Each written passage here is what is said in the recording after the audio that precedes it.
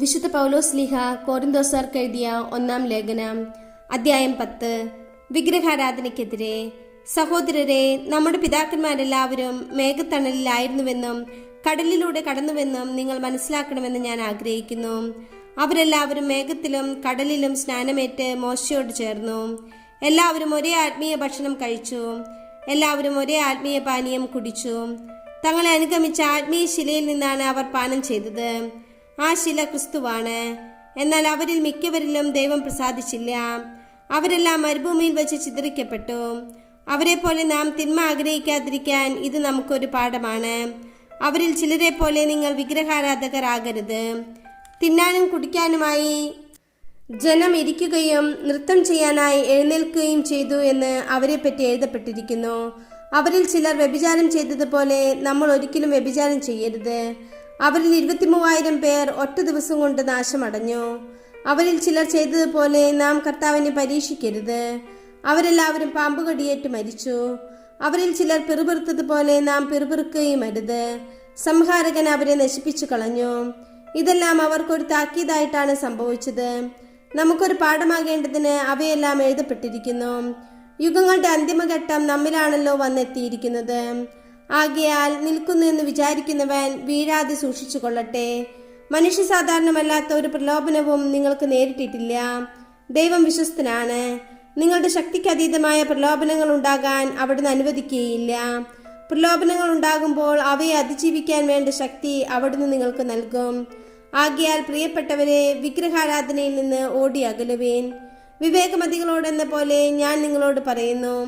ഞാൻ പറയുന്നത് നിങ്ങൾ തന്നെ വിധിക്കുവേൻ. നാം ആശീർവദിക്കുന്ന അനുഗ്രഹത്തിന്റെ പാനപാത്രം ക്രിസ്തുവിന്റെ രക്തത്തിലുള്ള ഭാഗഭാഗിത്വമല്ലേ? നാം മുറിക്കുന്ന അപ്പം ക്രിസ്തുവിന്റെ ശരീരത്തിലുള്ള ഭാഗഭാഗിത്വമല്ലേ? അപ്പം ഒന്നേയുള്ളൂ. അതിനാൽ പലരായിരിക്കുന്ന നാം ഒരു ശരീരമാണ്. എന്തെന്നാൽ ഒരേ അപ്പത്തിൽ നാം ഭാഗഭാഗുക്കളാണ്. ജനനം കൊണ്ട് മാത്രം ഇസ്രായേൽക്കാരായവരെ നോക്കുവേൻ. ബലിവസ്തുക്കൾ ഭക്ഷിക്കുന്നവർക്കല്ലേ ബലിപീഠത്തിലെ ഭാഗഭാഗിത്വം. വിഗ്രഹത്തിന് സമർപ്പിച്ച ആഹാര പദാർത്ഥമോ വിഗ്രഹം തന്നെയോ എന്തെങ്കിലും ആണെന്ന് ഞാൻ ഉദ്ദേശിക്കുന്നുണ്ടോ? ഇല്ല.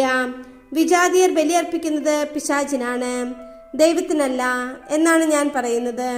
നിങ്ങൾ പിശാചുക്കളുടെ പങ്കാളികളാകാൻ ഞാൻ ആഗ്രഹിക്കുന്നില്ല. ഒരേ സമയം കർത്താവിന്റെ പാനപാത്രവും പിശാചുക്കളുടെ പാനപാത്രവും കുടിക്കാൻ നിങ്ങൾക്ക് സാധിക്കുകയില്ല. കർത്താവിന്റെ മേശയിലും പിശാചുക്കളുടെ മേശയിലും ഭാഗഭാഗുക്കളാകാനും സാധിക്കുകയില്ല. കർത്താവിൽ നാം അസൂയ ഉണർത്തണമോ? നാം അവിടത്തേക്കാൾ ശക്തരാണോ? എല്ലാം ദൈവമഹത്വത്തിന്. എല്ലാം നിയമാനുസൃതമാണ്, എന്നാൽ എല്ലാം പ്രയോജനകരങ്ങളല്ല. എല്ലാം നിയമാനുസൃതമാണ്, എന്നാൽ എല്ലാം പടുത്തുയർത്തുന്നില്ല. ഏതൊരുവനും സ്വന്തം നന്മ കാക്ഷിക്കാതെ അയൽക്കാരന്റെ നന്മ കാക്ഷിക്കട്ടെ. ചന്തയിൽ വിൽക്കപ്പെടുന്ന ഏതുതരം മാംസവും വാങ്ങി മനഃശാഞ്ചല്യം കൂടാതെ ഭക്ഷിച്ചു കൊള്ളുവേൻ. കാരണം ഭൂമിയും അതിലുള്ള സർവ്വവും കർത്താവിൻ്റെതാണ്. അവിശ്വാസിയായ ഒരുവൻ നിന്നെ ഭക്ഷണത്തിന് ക്ഷണിക്കുകയും പോകാൻ നീ ആഗ്രഹിക്കുകയും ചെയ്താൽ വിളമ്പി തരുന്നത് എന്തും മനഃശാഞ്ചല്യം കൂടാതെ ഭക്ഷിച്ചു കൊള്ളുക. എന്നാൽ ആരെങ്കിലും നിന്നോട് ഇത് ബലിയർപ്പിച്ച വസ്തുവാണെന്ന് പറയുന്നുവെങ്കിൽ ഈ വിവരം അറിയിച്ച ആളെ കരുതിയും മനസാക്ഷിയെ കരുതിയും നീ അത് ഭക്ഷിക്കരുത്. നിന്റെ മനസാക്ഷിയല്ല, അവൻ്റേതാണ് ഞാൻ ഉദ്ദേശിക്കുന്നത്.